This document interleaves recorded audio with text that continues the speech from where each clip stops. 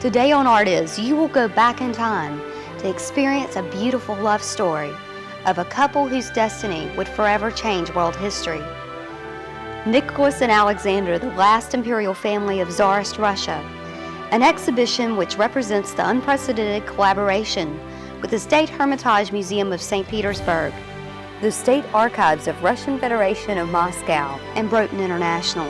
With us today is the creator of Broughton International, James Broughton Sr., who will share with us his ideas for creating this exhibition. There are a couple of things. One, I think people should recognize this story as being a major story of the 20th century, a major event of the 20th century. If you think about it, the demise of Nicholas II of Russia, the rise of Russian communism really defined our lives for the better part of this century. So historically, that's the one thing that I think they should recognize. The other thing, though, is that our research and our development showed us that this story is first and foremost a love story between two beautiful people who had a beautiful family. It's a story of that love and devotion.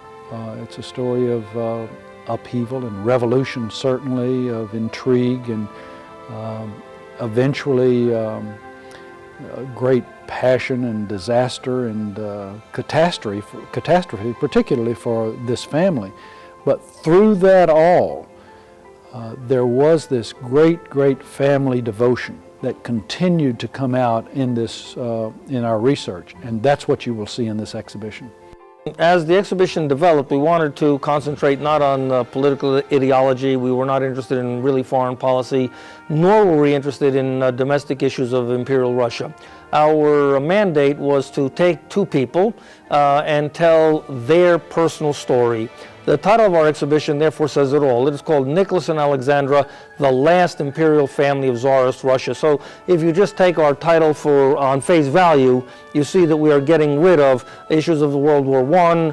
We're getting rid of issues of Nicholas's involvement with the more progressive forms of his government, the more radical forms.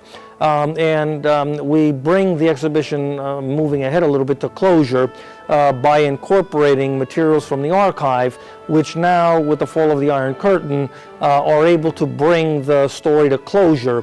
The popular historical works that were written even a decade ago were not able to make that conclusion because the evidence was not readily available.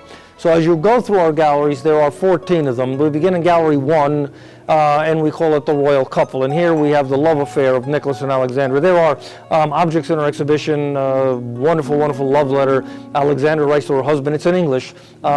She was the grandchild of Queen Victoria of England. Her mother died when she was 6, so as a result, English became her preferred language.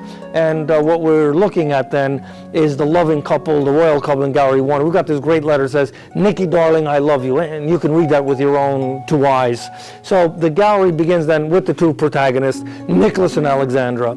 The second gallery deals with the royal houses of Europe, and we just try to make a point there that they are both, Nicholas and Alexandra, are basically related to every royal family in Europe at the end of the 19th century through a very series of intermarriages. And the key players in that, again, are going to be King Christian of Denmark, the 9th, the father-in-law of Europe. 4 of his own children, 2 sons, 2 daughters, went on to be monarchs in their own right. We talk about Queen Victoria, and we deal with Alexandra's family.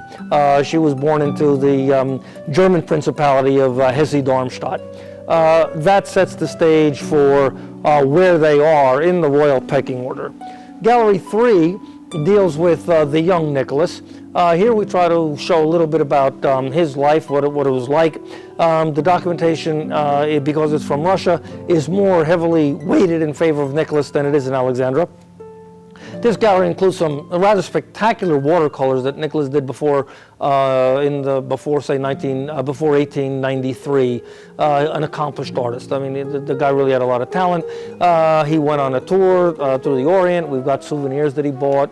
He ran into an affair with the Japanese, but we talk about that too. And we have a photograph of the prima ballerina Matilda, who is his passion, his love interest. before he was engaged to Alexandra, and he broke off that relationship, in all fairness, several months before he proposed to Alexandra. Gallery 4 is courtship and marriage, and here we have wonderful, wonderful letters. Queen Victoria, for example, intercedes. Alexandra didn't want to marry Nicholas at first. She loved him, but the stumbling block is that she was Lutheran by faith. And in order to be the heir, to marry the head of the Russian Empire, she would have to renounce her religion and adopt Russian Orthodoxy. And this was a religious move that she was hesitant to make, but Queen Victoria, convinces her, let's say, for a rather polite word, to convert. So the gallery shows us those letters. It also contains the painting by Tuxen of the wedding itself, and we're lucky enough to get from Sarkoselo, the Palace Museum there, the red hussar's jacket in which Nicholas was married, and that's a very important document because shortly after Nicholas was married in that jacket, a member of his domestic staff actually opened the jacket and in a bit of basting, I guess, in the lining, wrote in Russian in ink, "This is the jacket in which our Tsar was married. It should be preserved forever." And it was preserved forever, and it's now one of the proud heirlooms of that museum. We come then into the coronation, which is Gallery 5, it's where we're standing. We have the wonderful, wonderful coach behind us that Alexandra rode. Nicholas writes in his diary, "Oh, what can I say about the coronation? It was a wonderful thing. This could only happen in Moscow. I rode on Norma, i.e. his white charger, his white horse.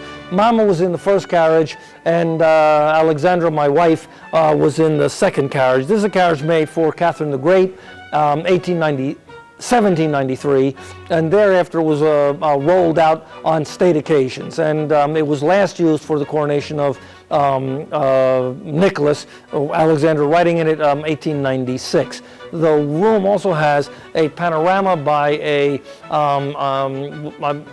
genuine Renaissance man. His name is Piasecki. He was a physician by trade, also was involved in a lot of other humanitarian endeavors, and he spent 4 years trying to finish up his sketches, and he shows the sequence of events in St. Petersburg in this wonderful mural, which is now unrolled for the first time in this century in this American venue.